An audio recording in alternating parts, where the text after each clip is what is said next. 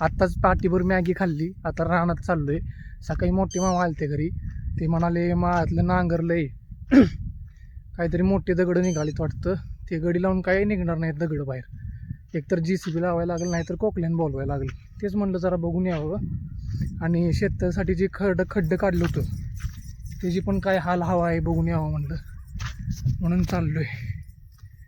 गावाकडं काय फक्त शुद्ध हवा, चिमण्यांचा आवाज, शुद्ध पाणी एवढंच मिळत नाही बरं का. आता आम्हाला बाहेरून जास्त काय घ्यायला लागत नाही. जरी आम्ही पावसाची जेव्हा शेती करत असलो तरीसुद्धा कडधान्य होतं आहे.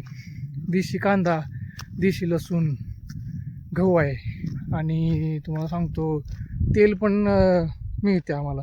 शेंगदाणा लावतो आम्ही, भुईमूग, ती आणि जवस आणि काय म्हणते ते कार्याळ का काहीतरी असते, ते सगळं मिक्स करून त्याचं तेल निघतं. तर ते आजच घेऊन आलो मी तेल. आमचं काय नडत नाही हो, काय पण होऊ द्या, सिलेंडर बंद होऊ द्या, नाही तिकडं अख्खं जग बंद पडू द्या. म्हणजे सिटी लेवलचं बरं का, पण गावातल्या लोकांना काय फरक पडत नाही जास्त. ते कसे पण सर्वाईव्ह होऊ शकतात. थोडं लांब आहे माळ आमचं, चालत जायला लागतंय. रस्ता वगैरे नाही व्यवस्थित. आत्ता ते टेंबूचं काम चाललंय, तेवढंच इथं पायपा उकारलेत, त्यामुळं तिथं थोडा रस्ता झालाय, केलाय थोडा तात्पुरता. काम झाल्यावर परत होतं तसं होणार आहे.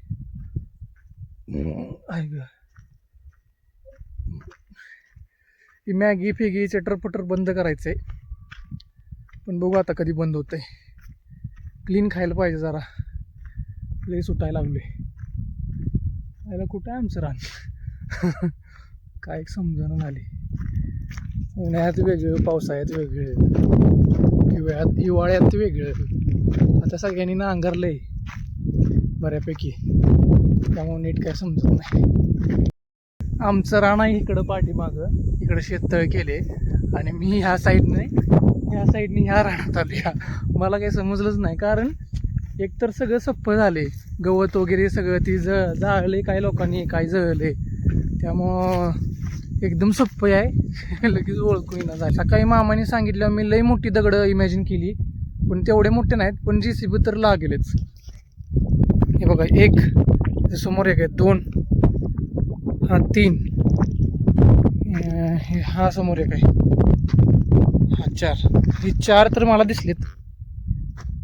काय हिडन आहेत, ते कलर सेम असल्यामुळं समजून येत नाही एवढं, व्यवस्थित बघून काढायला लागतील.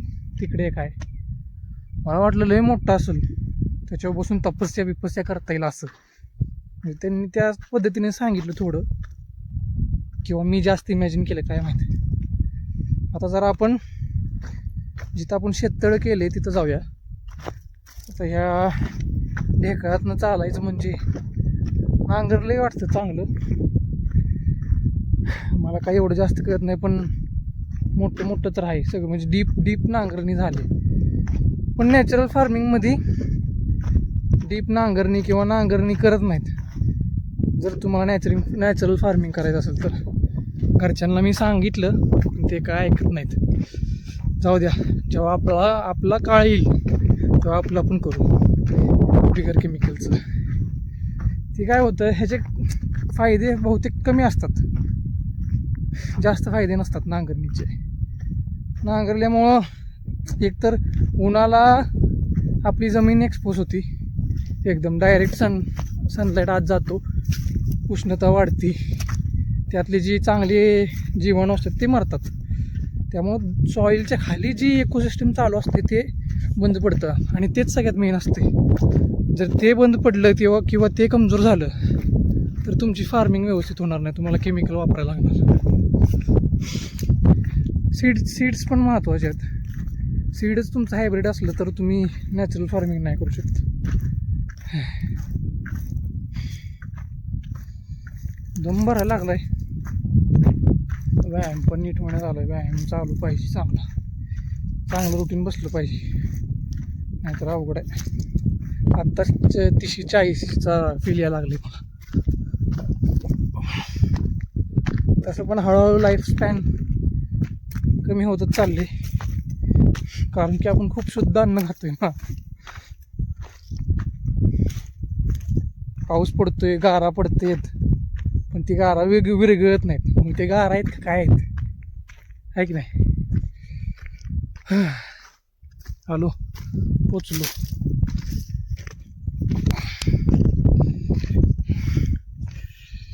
हे आहे आपलं शेततळ. आता फक्त डबरं पाडून ठेवले, नंतर ना पेपर टाकायचा.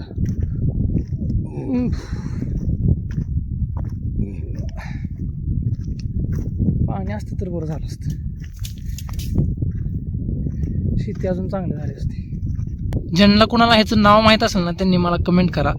मला पण नाव माहीत नाही, पण लय खतरनाक आहे. हे काय करू शकतो ते तुम्हाला दाखवतो. आता तुम्ही हे बघा, हे कमी लागले पॅन्टेला, हे बघा, हे असं चिटकतं हाताला पण स्किनला पण, आणि काटा असल्यामुळे हे असं उलटं, हे असं हुकसारखं अडकलेलं असते. त्या ऑपोजिट डायरेक्शनला असं हे करावं लागतं, नाहीतर निघत नाही. खूप त्रासदायक आहे ते, काढण्यातच खूप वेळ जातो. हे काहीच नाही अजून, कुसळ बिसळ तर लय डेंजर.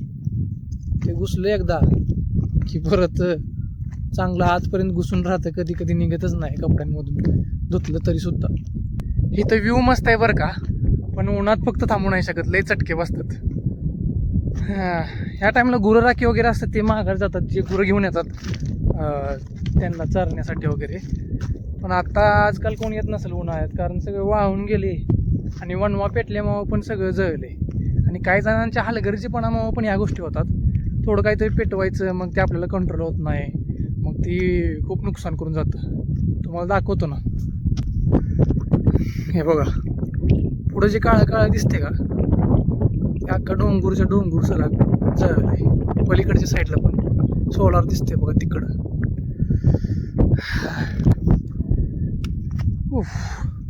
कॅमेरा चांगला असतं तर अजून चांगलं तुम्हाला सगळं दिसलं असतं. बघू आता, तुमची कृपा असली तर कॅमेरा वगैरे चांगला घ्यायचा जरा, म्हणजे चांगले ब्लॉग करता येतील, रील्स करता येतील. हे कसं जरा नॉर्मल अँड्रॉइड मोबाईल असल्यामुळं क्लिअरिटी तेवढी येत नाही.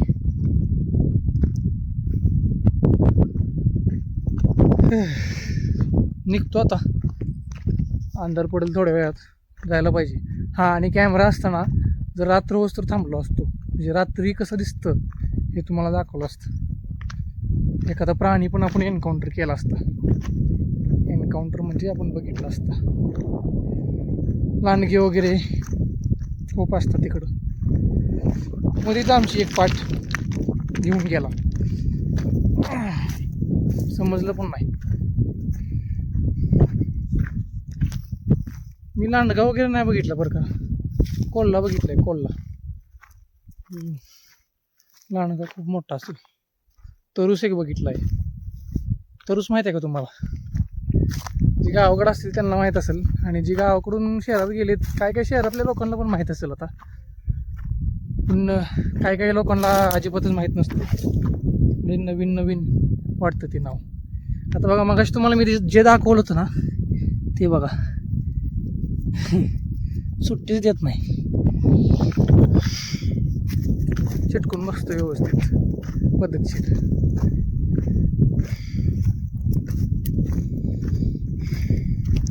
नक्की मी थोडा अनहेल्दी झालोय का व्लॉग करतोय म्हणून बोलताना दम भरतोय ते समजा ना. थोडासा तर आहेच अनहेल्दी.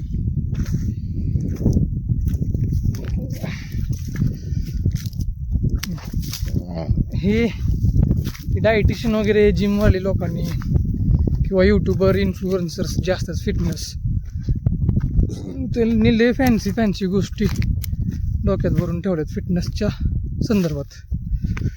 असं वाटतं की यायला नॉर्मली आपण घरी खाऊन काही तब्येत बनवू शकतच नाही, पण तसं काय नाही, करू शकतो आपण. मी पण प्लॅन करतोय आता एक नॉर्मल घरगुती जे जेवण असेल तेच एकदम व्यवस्थित खायचं, त्याचाच डाएट प्लॅन म्हणजे एकदम घरगुती पद्धतीनं. घरी जे असेल तेच, फक्त प्रोटीन इनटेक वाढवायचा, प्रत्येक मीलसोबत प्रोटीन घ्यायचं. बेसिक गोष्टी आहेत, पण बेसिक आहेत पण ती फॉलो होत नाहीत बरं का, अवघड जातात.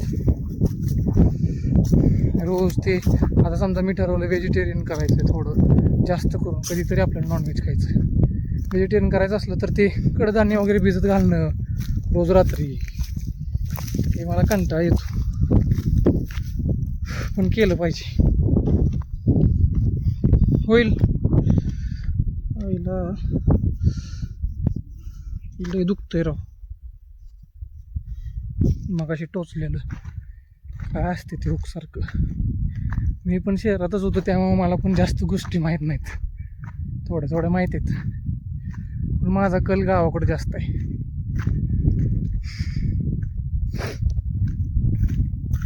कधी कधी वैताग येतो माहिती आहे का शेती वगैरे करायचा, म्हणजे जी आपण शेतातली कामं असतात ते करायला, ते होत नाहीत लवकर. एक झालं की एक झालं की एक निघतंच. आपण म्हणतो आत्ता होईल एक, हे झालं की आपण फ्री झालो, पण तसं काय नाही, काय ना काय काम निघत असते. आणि माझी आई आहे ना ती कोणाला ऐकत नाही. करायचं काय नाही, पण माणसंही लावून थोडंफार जरा आपली तब्येतीची काळजी घेऊन केलं पाहिजे. आम्हाला कधी कधी टाईम मिळत नाही, दुकानात जायला लागते, इकडं तिकडं होतं जरा, पण त्याचं पण तेच त्या पिकाचं पण टाईम आलेला असते. त्यानंतरचं काढलं तर आपलं जास्त नुकसान होतं, त्यामुळे ती ज्या त्या वेळेतच करावं लागतं. बघू थोडं माझ्याकडं आलं सगळं तर, म्हणजे ज्यावेळेस मी लक्ष घालीन त्यावेळेस तर जरा सोपं करणार सगळं. नाही काही म्हणजे असं स्वतःला त्रास करून करण्यात काय अर्थ नाही, कारण आमच्याकडं पावसाच्या जीवा असल्यामुळं उत्पादन पण काय लय भारी निघतंय असं नाही, खूप कमी निघतं. काय काय शेतकऱ्यांचं लॉस होतो, जेवढं घातलं त्याच्यापेक्षा त्यांना कमीच मिळत असते. फक्त त्यांचं एवढं समाधान असते की घरचं खायला मिळतंय, देशी आहे, चांगलं आहे, एवढंच. पण काय नाही, ते पण केमिकल टाकतात.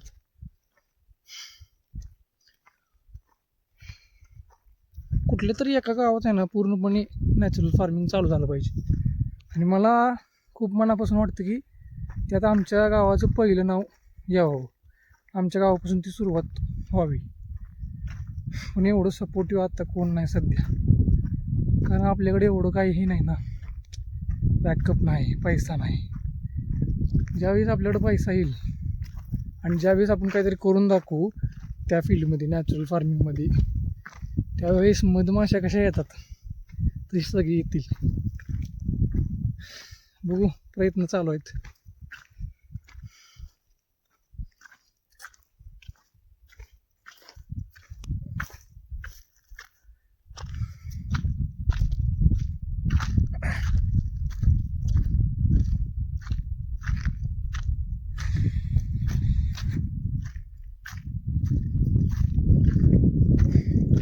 पहिल्यांदा आणि लई दिवसातून इकडं पहिल्यांदाच बघितलं निलगिरीचं झाड. ह्याच्या आधी एवढं लक्ष दिलं नव्हतं, आता बघताना भारी वाटते.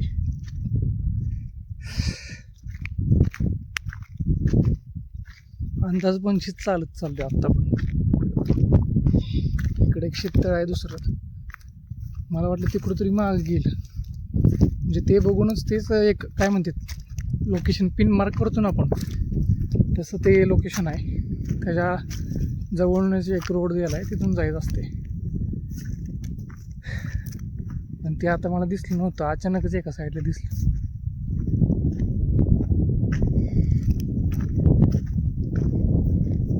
कदाचित ब्लॉक करतोय म्हणून पण असं होऊ शकतं की मला काय रस्ता माहीत नसतं होतंय, पण तसं काय नाही, मला माहीत आहे कुठं जायचं आहे, कसं जायचं आहे. ब्लॉगमुळं जरा इकडं मोबाईलकडं लक्ष असल्यामुळं तसं होत असेल. थोडंच लांब राहिले माझं घर, 1 किलोमीटर असेल, आता मी पोचीन. तर मित्रांनो, आजच्या ब्लॉगसाठी आपण इथंच पूर्ण विराम लावूया, भेटूया नेक्स्ट ब्लॉगमध्ये.